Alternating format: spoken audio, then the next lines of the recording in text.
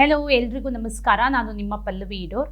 ಇವತ್ತು ನಾನು ಮಾತಾಡ್ಲಿಕ್ಕೆ ಬಂದಿರುವಂಥ ವಿಷಯ ಹೈಪರ್ ಟೆನ್ಷನ್ ಅಥವಾ ಹೈ ಬ್ಲಡ್ ಪ್ರೆಷರ್ ಅಂತ ನಾವೇನು ಹೇಳ್ತೀವಿ, ಹೈ ಬಿ ಪಿ ಅಂತ ಏನು ಕರಿತೀವಿ.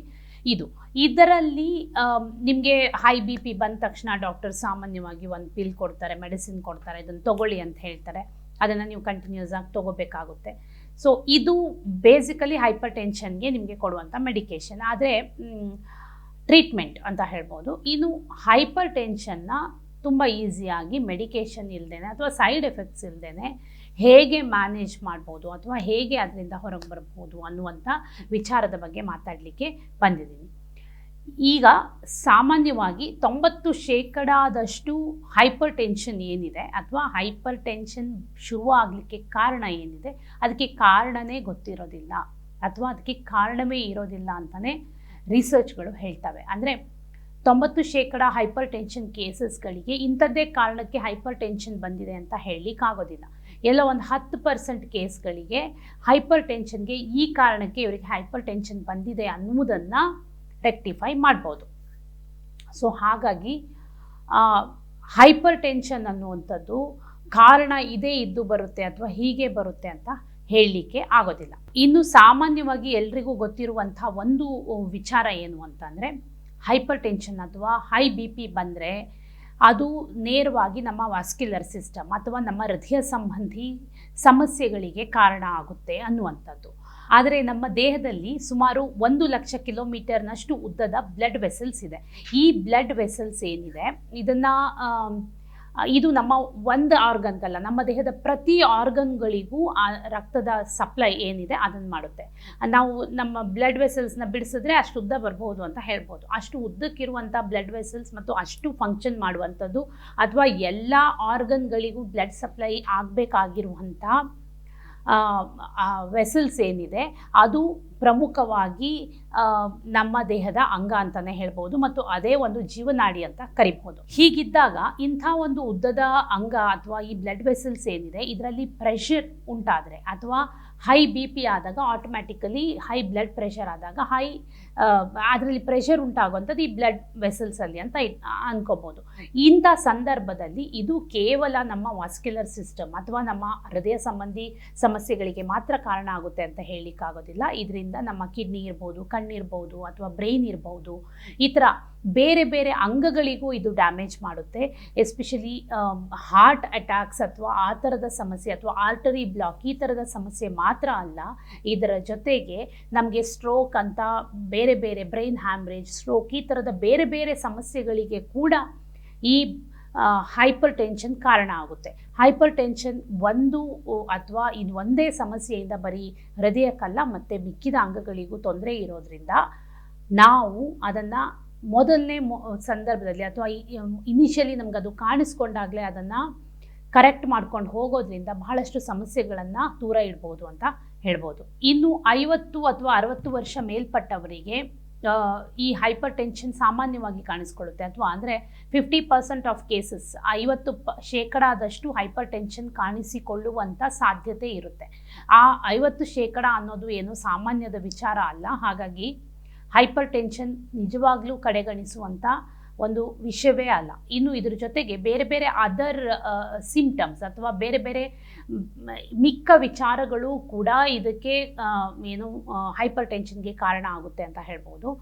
ಉದಾಹರಣೆಗೆ ಹೈಪಾಕ್ಸಿಯಾ ಅಥವಾ ನಮ್ಮ ಟಿಶ್ಯೂಸ್ಗಳಲ್ಲಿ ಅಥವಾ ಆರ್ಗನ್ಸ್ಗೆ ಅಥವಾ ಟಿಶ್ಯೂಸ್ಗೆ ಆಕ್ಸಿಜನ್ನ ಸಪ್ಲೈ ಆಗದೇ ಇರುವಂಥದ್ದು ಅಥವಾ ಕಡಿಮೆ ಆಗುವಂಥದ್ದು, ಅದರಲ್ಲಿ ತೊಂದರೆ ಆಗುವಂಥದ್ದು ಏನಿದೆ ಅಂಥ ಸಿಚುವೇಷನಲ್ಲಿ ಕೂಡ, ಮತ್ತು ನಮ್ಮ ಲಂಗ್ ಫಂಕ್ಷನ್ ಏನಿದೆ ಈ ಲಂಗ್ ಫಂಕ್ಷನ್ ಸರಿಯಾಗಿ ಮಾಡದೇ ಇದ್ದರೆ ಅಥವಾ ಲಂಗ್ಸ್ ಸರಿಯಾಗಿ ವರ್ಕ್ ಆಗದೇ ಇದ್ದರೆ ಆಗ ಕೂಡ ಆಕ್ಸಿಜನ್ನ ಪ್ರಮಾಣ ಕಡಿಮೆ ಆಗ್ತಾ ಇದ್ದ ಹಾಗೇ ಆ ಕಾರಣಕ್ಕಾಗಿ ಬ್ಲಡ್ ಪ್ರೆಷರ್ ಜಾಸ್ತಿ ಆಗಲೇಬೇಕಾಗುತ್ತೆ. ಯಾಕೆಂದರೆ ಆಕ್ಸಿಜನ್ನ ಪುಷ್ ಮಾಡಲಿಕ್ಕೆ ಬ್ಲಡ್ ಪ್ರೆಷರ್ ಜಾಸ್ತಿ ಆಗಲೇಬೇಕಾಗುತ್ತೆ. ಆಗ ಕೂಡ ಹೈಪರ್ ಟೆನ್ಷನ್ ಬರುವಂಥದ್ದು ಇರುತ್ತೆ. ಈ ಸಂದರ್ಭಗಳು ಕ್ರೋನಿಕಲಿ ನಡೆದರೆ ಅಥವಾ ಇದು ಪದೇ ಪದೇ ಹೀಗೆ ಆಗ್ತಾನೆ ಇದ್ದ ಹಾಗೆ ಅದು ಹೈಪರ್ ಟೆನ್ಷನ್ನ ತಂದುಕೊಡುವಂಥ ಚಾನ್ಸಸ್ ಇರುತ್ತೆ. ಸೊ ನಾನು ಆಗಲೇ ಹೇಳಿದೆ, ಹೈಪರ್ ಟೆನ್ಷನ್ಗೆ ಸಾಮಾನ್ಯವಾಗಿ ಮೆಡಿಕೇಷನ್ ಕೊಟ್ಟು ಹೈಪರ್ ಟೆನ್ಷನ್ನ ಕಡಿಮೆ ಮಾಡ್ತಾರೆ ಅಂತ ಹೇಳಿ.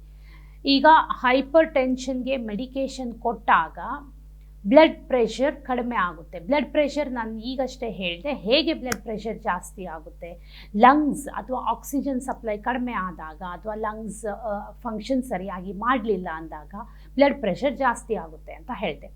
ಈ ಬ್ಲಡ್ ಪ್ರೆಷರ್ ಜಾಸ್ತಿ ಆಗುವಾಗ ನೀವು ಆ ಬ್ಲಡ್ ಪ್ರೆಷರ್ನ ಸಪ್ರೆಸ್ ಮಾಡಲಿಕ್ಕೆ ಅಥವಾ ಅದನ್ನು ಕಡಿಮೆ ಮಾಡಲಿಕ್ಕೆ ಮೆಡಿಕೇಷನ್ ಕೊಟ್ಟಾಗ ಇದ್ದಿದ್ದು ಕೂಡ ಕಡಿಮೆ ಆಕ್ಸಿಜನ್ ಸಪ್ಲೈ ಆಗುತ್ತೆ ಅಥವಾ ಇದ್ದಿದ್ದು ಕೂಡ ಲೋಡ್ ನಿಮಗೆ ಲಂಗ್ಸ್ ಮೇಲೆ ಜಾಸ್ತಿ ಆಗುತ್ತೆ. ಹಾಗಾಗಿ ಇದು ಇನ್ನೂ ವರ್ಸ್ಟ್ ಸಿಚುವೇಶನ್ ಅಂತ ಹೇಳ್ಬೋದು. ಇಂಥ ಕಂಡೀಷನಲ್ಲಿ ಭಾಳಷ್ಟು ಜನರಿಗೆ ಹೈಪರ್ ಟೆನ್ಷನ್ ಮೆಡಿಕೇಷನ್ ತೊಗೊಂಡ್ರೆ ಅವರಿಗೆ ಒಂಥರ ಅನ್ಈಸಿನೆಸ್ ಸ್ಟಾರ್ಟ್ ಆಗುತ್ತೆ ಅಥವಾ ಫೀಲಿಂಗ್ ವೆರಿ ಡಿಝಿ ಅಥವಾ ಏನೋ ಸುಸ್ತು ಅನ್ನೋ ಥರ ಅನ್ಈಸಿನೆಸ್ ಶುರು ಆಗುತ್ತೆ. ಬೇಸಿಕಲಿ ನಿಮ್ಮ ಬ್ರೈನ್ ಏನಿದೆ ಅದು ಕರೆಕ್ಟಾಗಿ ಫಂಕ್ಷನ್ ಮಾಡೋದಿಲ್ಲ ಅಥವಾ ಅದು ಸಪೋರ್ಟ್ ಮಾಡೋದಿಲ್ಲ. ಆಕ್ಸಿಜನ್ ಸಪ್ಲೈ ಕಡಿಮೆ ಆದಾಗ ಎಲ್ಲ ಆರ್ಗನ್ಗಳು ಕೂಡ ಕೆಲಸ ಕಡಿಮೆ ಮಾಡುತ್ತೆ. ಹಾಗಾಗಿ ಆಕ್ಸಿಜನ್ ನಮ್ಮ ದೇಹಕ್ಕೆ ಅಷ್ಟೇ ಮುಖ್ಯ ಆಗೋದ್ರಿಂದ ಹೈಪರ್ ಟೆನ್ಷನ್ ಮೆಡಿಕೇಷನ್ ತೊಗೊಂಡಾಗ ಬ್ಲಡ್ ಪ್ರೆಷರ್ ಕಡಿಮೆ ಮಾಡ್ಬೋದು, ಆದರೆ ಆಕ್ಸಿಜನ್ ಸಪ್ಲೈ ಜಾಸ್ತಿ ಮಾಡಲಿಕ್ಕೆ ಆಗೋದಿಲ್ವಲ್ಲ. ಸೊ ಹೀಗಾಗಿ ನಾವು ರೂಟ್ ಕಾಸನ್ನು ಟ್ರೀಟ್ ಮಾಡಬೇಕೇ ಹೊರತು ಮೆಡಿಕೇಷನ್ ತೊಗೊಂಡ ತಕ್ಷಣ ನಾನು ಸರಿ ಹೋದೆ ಅಂದ್ಕೊಳ್ಳೋದು ಮೂರ್ಖತನ ಆಗುತ್ತೆ. ಸಾಮಾನ್ಯವಾಗಿ ಹೈಪರ್ ಟೆನ್ಷನ್ ಕಾಣಿಸಿಕೊಂಡಾಗ ಡಾಕ್ಟರ್ ನಿಮಗೆ ಅಥವಾ ಯಾರಾದರೂ ನಿಮಗೆ ಅಡ್ವೈಸ್ ಕೊಡುವಾಗ ಮೊದಲು ಹೇಳೋದು ಚೆನ್ನಾಗಿ ಎಕ್ಸಸೈಸ್ ಮಾಡಿ, ವಾಕ್ ಮಾಡಿ, ನೀರು ಚೆನ್ನಾಗಿ ಕುಡೀರಿ, ನಿದ್ದೆ ಚೆನ್ನಾಗಿ ಮಾಡಿ, ಈ ಥರದ ಒಂದಿಷ್ಟು ಸಲಹೆಗಳು ಬರುತ್ತೆ. ಈ ಥರದ ಸಲಹೆಗಳು ಇದು ಬೇಸಿಕ್ ಸಲಹೆಗಳು ಅಂತಲೇ ಹೇಳ್ಬೋದು. ಇಷ್ಟು ಮಾತ್ರ ಮಾಡಿದ್ರೆ ಹೈಪರ್ ಟೆನ್ಷನ್ ಕಡಿಮೆ ಆಗುತ್ತಾ ಅಥವಾ ಹೈಪರ್ ಟೆನ್ಷನ್ಗೆ ಇದು ಮಾತ್ರ ಕಾರಣ ಆಗಿರುತ್ತಾ? ಖಂಡಿತವಾಗಿ ಇಲ್ಲ. ನಮ್ಮ ದೇಹದಲ್ಲಿ ಪೊಟ್ಯಾಷಿಯಂನ ಪ್ರಮಾಣ ಗಣನೀಯವಾಗಿ ಕಡಿಮೆ ಆಗಿದ್ದಾಗ ಕೂಡ ಹೈಪರ್ ಟೆನ್ಷನ್ ಬರ್ಬೋದು. ಮೆಗ್ನೀಷಿಯಂನ ಪ್ರಮಾಣ ಬಹಳ ಕಡಿಮೆ ಇದ್ದಾಗ ಕೂಡ ಹೈಪರ್ ಟೆನ್ಷನ್ ಬರ್ಬೋದು. ಮತ್ತು ವೈಟಮಿನ್ ಡಿಯ ಪ್ರಮಾಣ ಗಣನೀಯವಾಗಿ ಕಡಿಮೆ ಆದಾಗ ಕೂಡ ಹೈಪರ್ ಟೆನ್ಷನ್ ಕಾಣಿಸ್ಕೊಳ್ಳುವಂಥ ಸಾಧ್ಯತೆ ಇರುತ್ತೆ. ಒಂದು ವೇಳೆ ಯಾರಿಗಾದರೂ ಹೈಪರ್ ಟೆನ್ಷನ್ ಕಾಣಿಸ್ಕೊಂಡ್ರೆ, ಹೈಪರ್ ಟೆನ್ಷನ್ ಕಾಣಿಸಿಕೊಂಡ ಕೂಡಲೇ ಈ ಥರದ ಅಂದರೆ ಹೈ ಬಿ ಪಿ ಅಂತ ಗೊತ್ತಾಗ್ತಿದ್ದಂಗೆ ಈ ಎಲ್ಲ ಮಿನರಲ್ಗಳನ್ನು ಮತ್ತು ವೈಟಮಿನ್ ಡಿ ಇದು ಸರಿಯಾದ ಪ್ರಮಾಣದಲ್ಲಿ ಇದೆಯಾ ಅಂತ ನೋಡಬೇಕಾಗುತ್ತೆ. ಸಾಮಾನ್ಯವಾಗಿ ಡಾಕ್ಟರ್ ಹತ್ರ ಹೋದಾಗ ಡಾಕ್ಟರ್ ನಿಮಗೆ ಮೊದಲು ಹೇಳೋದು ಸೋಡಿಯಂನ ಪ್ರಮಾಣ ಕಡಿಮೆ ಮಾಡ್ಕೊಳ್ಳಿ ಅಂತ ಹೇಳಿ, ಮತ್ತು ಅದರ ಜೊತೆಗೆ ಒಂದು ಪಿಲ್ ಕೊಡ್ತಾರೆ, ಒಂದು ಟ್ಯಾಬ್ಲೆಟ್ನ ಅಥವಾ ಒಂದು ಪಿಲ್ ಕೊಡ್ತಾರೆ, ಅದನ್ನು ನೀವು ತೊಗೊಳ್ಳಿ ಅಂತ ಹೇಳ್ತಾರೆ. ಈ ಪಿಲ್ ಬೇಸಿಕಲಿ ಏನು ಮಾಡುತ್ತೆ ಅಂದರೆ ಈ ಪೊಟ್ಯಾಷಿಯಂನ ಪ್ರಮಾಣ ಕೂಡ ಅಂದರೆ ಪೊಟ್ಯಾಷಿಯಂನ ಪ್ರಮಾಣ ಕಡಿಮೆ ಆಗ್ತಾ ಹೋಗುತ್ತೆ ಈ ಪಿಲ್ಲಿಂದ. ಅದ್ರ ಜೊತೆಗೆ ಸೋಡಿಯಂನ ಪ್ರಮಾಣವನ್ನು, ದೇಹದಲ್ಲಿನ ಸೋಡಿಯಂನ ಪ್ರಮಾಣವನ್ನು ಕಡಿಮೆ ಮಾಡುತ್ತೆ. ಸೊ ಈ ಥರ ಸೋಡಿಯಂ ಮ್ಯಾನೇಜ್ಮೆಂಟ್ಗೆ ಅಂತ ಹೇಳ್ಬೋದು. ಸೋಡಿಯಂನ ಮ್ಯಾನೇಜ್ ಮಾಡಲಿಕ್ಕೆ ಅದಕ್ಕೊಂದು ಪಿಲ್ ತೊಗೊಂಡು ಅದರಿಂದ ಪೊಟ್ಯಾಷಿಯಂನ ಕಡಿಮೆ ಆದರೆ ಅದು ಇನ್ನೂ ವರ್ಸ್ಟ್ ಕಂಡೀಷನ್ಗೆ ತೊಗೊಂಡು ಹೋಗ್ಬೋದು. ಹಾಗಾಗಿ ಹೈಪರ್ ಟೆನ್ಷನ್ ಬಂದಾಗ ಮೊದಲು ಮಾತ್ರೆಗೆ ಹೋಗುವ ಮುಂಚೆ ನಿಮಗೆ ಏನೇನು ಸಮಸ್ಯೆಗಳಿದೆ ಅದನ್ನು ನೋಡ್ಕೋಬೇಕಾಗುತ್ತೆ. ಒಂದು ವೇಳೆ ನಿಮ್ಮ ದೇಹದಲ್ಲಿ ಪೊಟ್ಯಾಷಿಯಂನ ಅಂಶ ಕಡಿಮೆ ಆಗಿದ್ದರೆ ಅದು ನಾನು ಆಗಲೇ ಹೇಳಿದೆ ಹೈ ಬಿ ಪಿಗೆ ಕಾರಣ ಆಗುತ್ತೆ. ಅದನ್ನು ನೀವು ಪಿಲ್ ತೊಗೊಂಡು ಅಥವಾ ಒಂದು ಸಪ್ಲಿಮೆಂಟ್ನ ತೊಗೊಂಡು ಕಡಿಮೆ ಮಾಡ್ಕೊಳ್ತೀನಿ ಅಂದರೆ ಅದು ಸಾಧ್ಯವಾಗದ ಮಾತು. ಯಾಕೆಂದರೆ ಒಂದು ಪಿಲ್ ನಿಮಗೆ ಹೆಚ್ಚು ಅಂದರೆ 100 ಮಿಲಿಗ್ರಾಮ್ ಅಷ್ಟು ಪೊಟ್ಯಾಷಿಯಂನ ಸಪ್ಲೈ ಮಾಡ್ಬೋದು. ಬಟ್ ನಿಮ್ಮ ದೇಹಕ್ಕೆ ಪ್ರತಿದಿನಕ್ಕೆ 4700 ಮಿಲಿಗ್ರಾಮ್ ಅಷ್ಟು ಪೊಟ್ಯಾಷಿಯಂ ಅವಶ್ಯಕತೆ ಇರೋದ್ರಿಂದ ನೀವು ಪಿಲ್ಗಳಲ್ಲಿ ಅಥವಾ ಒಂದು ಟ್ಯಾಬ್ಲೆಟ್ಗಳಲ್ಲಿ ಅದನ್ನು ಕಂಟ್ರೋಲ್ ಮಾಡ್ತೀನಿ ಅಥವಾ ಅದನ್ನು ಸರಿ ಮಾಡ್ಕೊಳ್ತೀನಿ ಅಂದರೆ ಸಾಧ್ಯ ಇಲ್ಲ. ಹಾಗಾಗಿ ಪೊಟ್ಯಾಷಿಯಂ ರಿಚ್ ಫುಡ್ ಏನಿರುತ್ತೆ ಅದನ್ನೇ ತೊಗೊಳ್ಬೇಕಾಗುತ್ತೆ. ಪೊಟ್ಯಾಷಿಯಂ ರಿಚ್ ಫುಡ್ ಅಂತ ಬಂದಾಗ ಆಬ್ವಿಯಸ್ಲಿ ಅದು ನಮ್ಮ ವೆಜಿಟೇಬಲ್ಸಲ್ಲಿ, ಗ್ರೀನ್ ಲೀಫಿ ವೆಜಿಟೇಬಲ್ಸಲ್ಲಿ, ಕ್ರುಸಿಫೆರಸ್ ವೆಜಿಟೇಬಲ್ಸಲ್ಲಿ ಇರುವಂಥದ್ದು. ಹಾಗಾಗಿ ತರಕಾರಿಗಳ ಸೇವನೆ ಬಹಳ ಬಹಳ ಮುಖ್ಯ ಆಗುತ್ತೆ. ಇನ್ನು ನೀವು ಈ ಟ್ಯಾಬ್ಲೆಟ್ಸ್ ಹೈಪರ್ ಟೆನ್ಷನ್ಗೆ ಅಥವಾ ಹೈ ಬಿ ಪಿಗೆ ಟ್ಯಾಬ್ಲೆಟ್ಸ್ನ ತೊಗೊಂಡಾಗ ಅದು ಮೆಗ್ನೀಷಿಯಂನ ಪ್ರಮಾಣವನ್ನು ಕೂಡ ಕಡಿಮೆ ಮಾಡುತ್ತೆ. ಈ ಮೆಗ್ನೀಷಿಯಂನ ಪ್ರಮಾಣ ಕೂಡ ನಿಮಗೆ ಹೈಪರ್ ಟೆನ್ಷನ್ ಮ್ಯಾನೇಜ್ ಮಾಡೋದ್ರಲ್ಲಿ ಅಥವಾ ಹೈ ಬ್ಲಡ್ ಪ್ರೆಷರ್ ಇಲ್ಲವಾಗಿಸೋದ್ರಲ್ಲಿ ಬಹಳ ಮುಖ್ಯವಾದ ಕೆಲಸ ಮಾಡುತ್ತೆ. ಹಾಗಾಗಿ ಮೆಗ್ನೀಷಿಯಂ ಕೂಡ ನಿಮ್ಮ ದೇಹದಲ್ಲಿ ಕರೆಕ್ಟಾದ ಪ್ರಮಾಣದಲ್ಲಿ ಇರಬೇಕಾಗುತ್ತೆ.